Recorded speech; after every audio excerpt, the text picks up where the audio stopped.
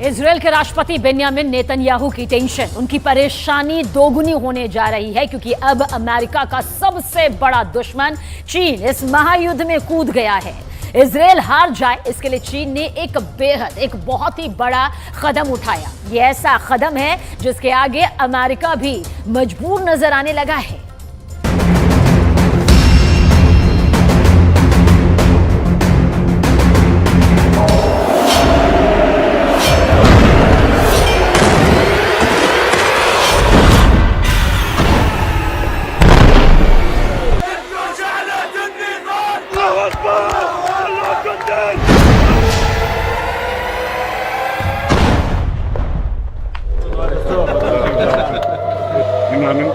Yes. 做到有案必查。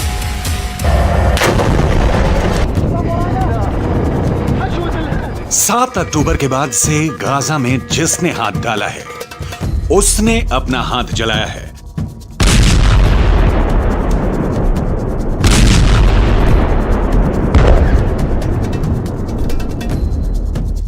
Gaza जलता हुआ कुआं बन चुका है।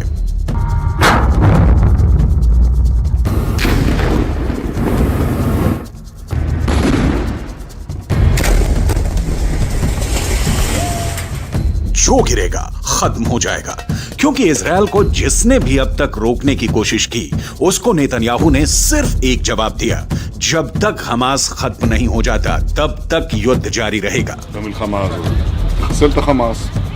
बंधकों को छोड़ाने के लिए सीज फायर तो कर दिया गया। गाजा और वेस्ट बैंक से बंधकों और कैदियों को छोड़ाने की तस्वीरें भी आईं। जश्न भी खूब मनाया गया। लेकिन आगे क्या होगा? अब तक इजरायल के सामने ईरान फेल हो चुका है। इजरायल को डराने में हमास से लेकर हिजबुल्लाह और यमन के हूथी भी नाकाम रहे हैं। सऊदी अरब और बाकी अरब देशों की जुबान पर भी ताला लगा है, यानी अरब देश भी पूरी तरह फेल हैं। इजरायल के खिलाफ पुतिन भी खुलकर सामने नहीं आए, यानी रूस भी फेल हो गया।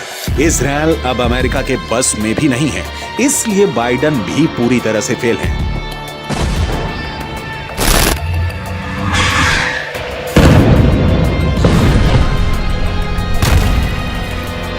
ऐसे में इजरायल को कौन रोकेगा? इजरायल को कौन टोकेगा? गाजा पर फिर बमबारी होगी, इसकी पूरी गारंटी है। ऐसे में इजरायल के युद्ध को कौन खत्म करेगा? कौन इजरायल से टक्कर लेगा? कौन है जिसमें इतनी हिम्मत है कि वो इजरायल से सीधे टकरा जाए? तो इसका एक जवाब आया है।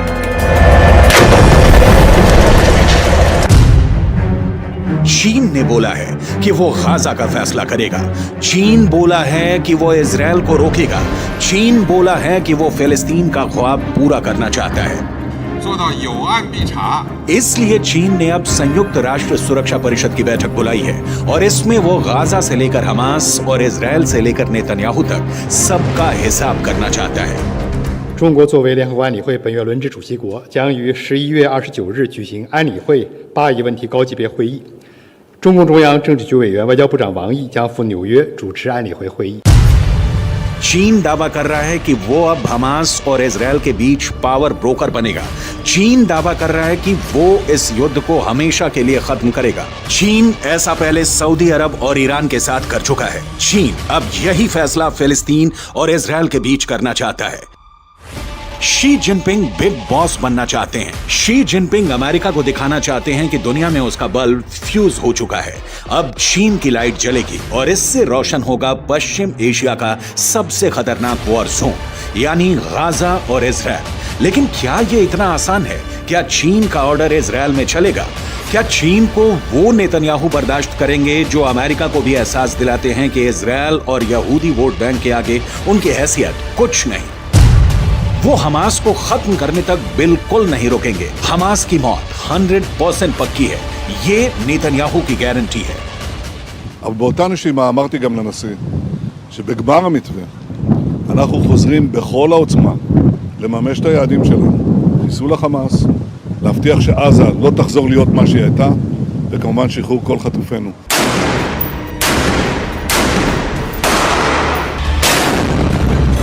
गाजा को मिट्टी में मिलाने की मुहिम तेज होगी, ये बात नेतन्याहू ने साफ कर दी है। लेकिन इजरायल पर 14,000 से ज्यादा फिलिस्तीनियों की मौत का इल्जाम है और चीन अब इस मुद्दे को खुद हैंडल करना चाहता है। चीन इस पूरे मुद्दे को संयुक्त राष्ट्र सुरक्षा परिषद में लाकर इजरायल को ऐसे घेरना चाहता है जिससे नेतन्याहू बच ना पाए और गाजा में सरेंडर कर दे। 7 अक्टूबर के बाद युद्ध को ऐसे खत्म करना इजरायल की बड़ी हार मानी जाएगी और पहले से घर में घिरे नेतन्याहू की राजनीति का अंत भी हो जाएगा। लेकिन फिलिस्तीन और गाजा को लेकर इजरायल के खिलाफ कोई भी प्रस्ताव गिर जाएगा, इसकी भी पूरी गारंटी है, क्योंकि अमेरिका के पास वीटो पावर है जिसका उसने हमेशा इजरायल को बचाने के लिए इस्तेमाल किया है। अब तक संयुक्त राष्ट्र में फिलिस्तीन के मुद्दे पर 36 बार प्रस्ताव लाया गया है। इसमें अमेरिका ने 34 में वीटो करके इजरायल को बचाया है। 7 अक्टूबर के बाद भी 2 प्रस्ताव आए हैं और इसमें भी अमेरिका ने इजरायल को बचाने का काम किया है।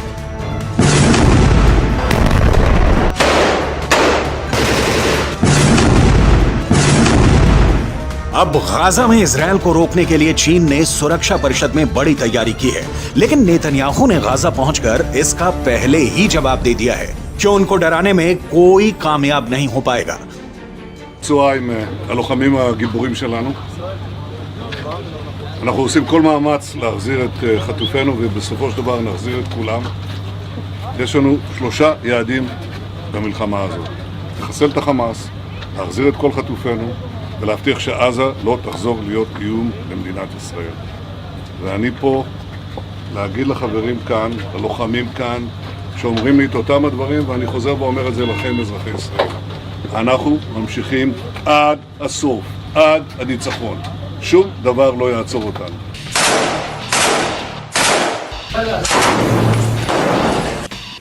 गाजा की गलियों में जो युद्ध हुआ है या हो रहा है उसने इजरायल को भी बड़े झटके दिए हैं, लेकिन नेतन्याहू अपने फैसले पर कायम है। बंधकों को छुड़ाने वाले सीज फायर के बाद वो हमास पर 10 गुना तेज हमला करेगा। फिर हमास के पास न बचने का रास्ता होगा न भागने का। गाजा की गलियों में युद्ध के दौरान हमास ने भी बड़े बड़े दावे किए हैं।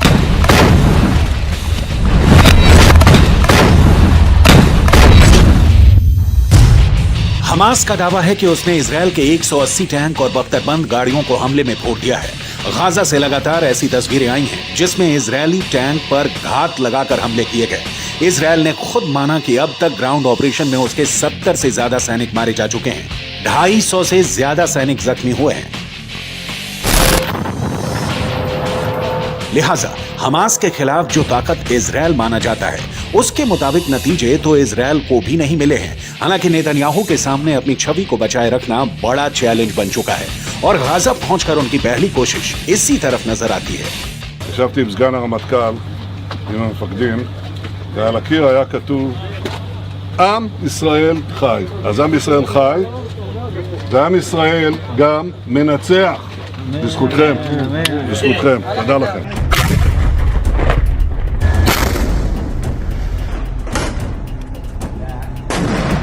इजरायल का ग्राउंड ऑपरेशन बता रहा है कि अब उसने गाजा को 2 हिस्सों में बांट दिया है, या कहें कि गाजा को 2 हिस्सों में काट दिया है।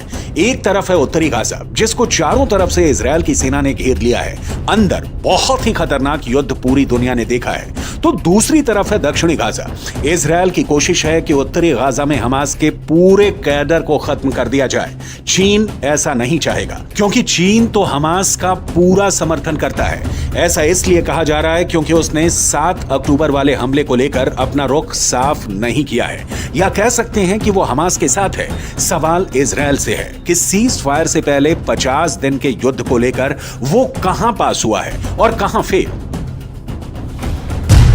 7 अक्टूबर को हुए हमले के बाद हमास के खिलाफ जंग में इजरायल के 2 मकसद थे। पहला, हमास के पास से करीब 250 बंधकों को आजाद कराना, जिसके लिए इजरायल को सीज फायर करना पड़ा, यानी उसका युद्ध और बमबारी काम नहीं आई, वो फेल हो गए। दूसरा मकसद, इजरायल हमास को जड़ से खत्म करना चाहता है, लेकिन अभी तक इसमें भी इजरायल फेल ही साबित हुआ है।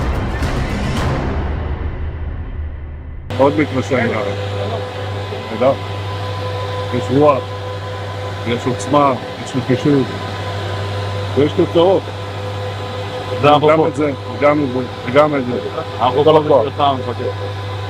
אני פה בגלל ישראל, נכון? אני אומר לך, כמו שאמרתי לביידן, אנחנו הולכים לעשות את זה, להשלים את זה, שלא יהיה לאף אחד ספק, לא מבחינת הכוונה, אלא גם היכולת. אני מאמין בכם. गाजा में सीज फायर करके इजरायल को वक्त मिला, उसकी सेना को वक्त मिला, हमास को भी वक्त मिला। दोनों तरफ अपनी ताकत को फिर से जुटाने का काम हुआ होगा ताकि युद्ध के अगले चरण को और खतरनाक बनाया जाए। लेकिन यहाँ के मुकाबले इजरायल का अगला चैलेंज हिजबुल्लाह भी है और यमन की हूथी सरकार भी। दोनों ही इस सीज फायर का हिस्सा नहीं रहे हैं, यानी इजरायल पर उस फ्रंट से हमला नहीं होगा, इसकी कोई गारंटी नहीं है। गाजा से दूर एक और खबर जिसने पूरी दुनिया को चौंका दिया। सीज फायर से पहले जब इजराइल गाजा पर हजारों टन बॉम्ब बरसा रहा था, तब पुतिन ने यूक्रेन के महायुद्ध को लेकर एक ऐसा फैसला किया जिसने जो बाइडेन को परेशान कर दिया। दरअसल बताया यह जा रहा है कि यूक्रेन में ऐसी सेना उतर चुकी है जो हमास से भी ज्यादा खतरनाक और खौफनाक है।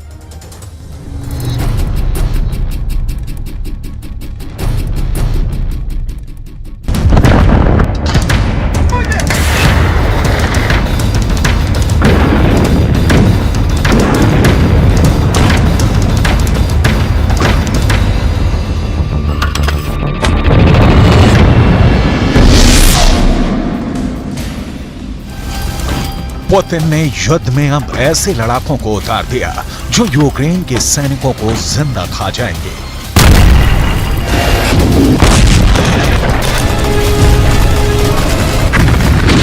पुतिन ने युद्ध में ऐसे सैनिकों को उतार दिया है जिसे देखकर ज़ेलेंस्की के सैनिक खौफ में भर गए हैं।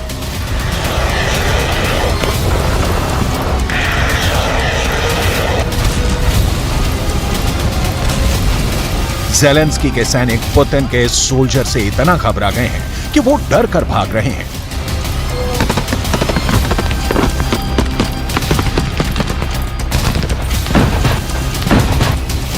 यूक्रेन के सैनिकों को समझ में नहीं आ रहा कि गोली बारूद को तो चकमा दे दें, लेकिन उससे कैसे बचें जो उन्हें जिंदा खाने को बेताब है।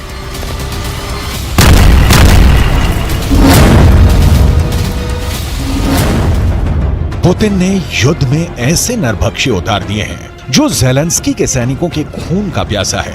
इंसानों को मार कर खा जाना उसकी आदत है। वो पुतिन का बहुत वफादार है। उनके हर निशाने, हर हुक्म, हर आदेश पर वो ना सिर्फ जान कुर्बान कर सकता है बल्कि दुश्मन को कच्चा चबाकर खा सकता है। इसकी दरिंदगी से पुतिन इतने खुश हैं कि उन्होंने इस नरभक्षी को बहुत बड़ा इनाम देने का ऐलान किया है। कौन है ये नरभक्षी जिस पर पुतिन को इतना भरोसा है कि वो है तो रूस ये जंग हर हाल में जीतेगा।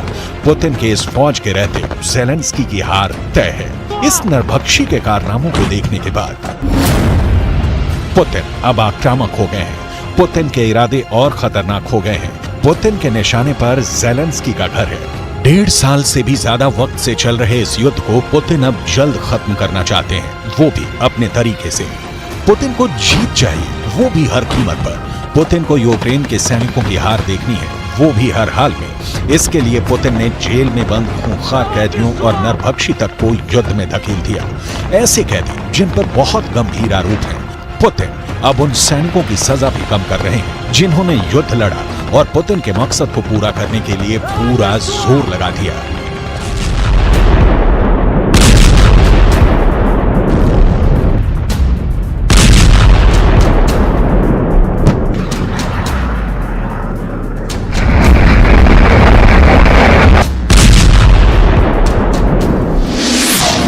ये है रूस का खूंखार अपराधी डेनिस गोरिन, जिसकी सजा को पुतिन ने खत्म करने का फैसला किया है। पुतिन ने डेनिस को माफ कर दिया। इतने खूंखार अपराधी को पुतिन का यह इनाम इसलिए मिला क्योंकि उसने पुतिन के एक आदेश पर यूक्रेन की सेना में ऐसी दहशत पैदा कर दी कि कई मोर्चों पर रूस ने बिना लड़े युद्ध जीत लिया। यूक्रेन की फौज ऐसे दरिंदों के बारे में सुनकर ही भाग खड़ी हुई।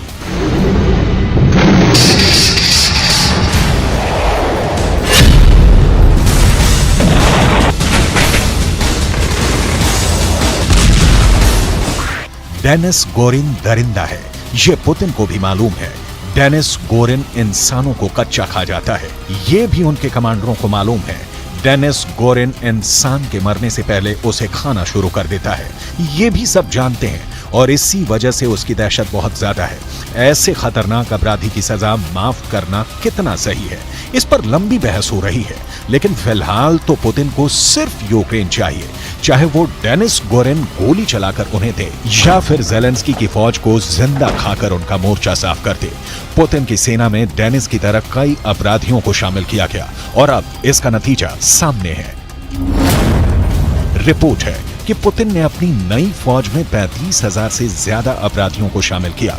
ब्रिटिश मीडिया का दावा है कि इन अपराधियों में हत्यारे भी हैं, बलात्कारी भी हैं और यहां तक कि नरभक्षियों को भी इस फौज में शामिल कर लिया गया है। रिपोर्ट के मुताबिक मॉस्को की तरफ से ऑर्डर आया कि अगर ये 6 महीने तक लड़ते रहेंगे तो रूस इनकी सजा माफ कर देगा, या कहें कि इनको आगे की सजा से आजादी मिल जाएगी।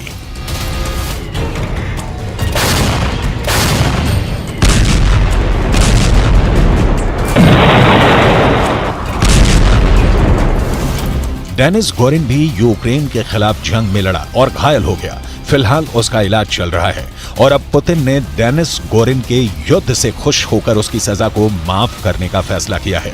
रूस के इस फैसले पर पूरी दुनिया में सवाल उठ रहे हैं। खुद रूस के लोगों में इसको लेकर बहस हो रही है कि क्या ऐसे खूंखार अपराधी की सजा को माफ किया जा सकता है और इससे समाज में क्या संदेश जाएगा। 44 साल के डेनिस गोरिन को रूस की अदालतों में 2 हत्याओं का दोषी ठहराया गया था। पहली बार डेनिस गोरिन ने 2002 में हत्या की और फिर मर्डर के बाद उसने उस व्यक्ति के अंगों को खाना शुरू कर दिया जिसकी उसने हत्या की थी। इस अपराध के लिए डेनिस गोरिन को रूस की अदालत ने 10 साल की सजा सुनाई, लेकिन अच्छे बर्ताव की वजह से डेनिस गोरिन को सजा पूरी होने से पहले ही छोड़ दिया ताकि वो अपनी बाकी की जिंदगी को बेहतर तरीके से गुजारेगा।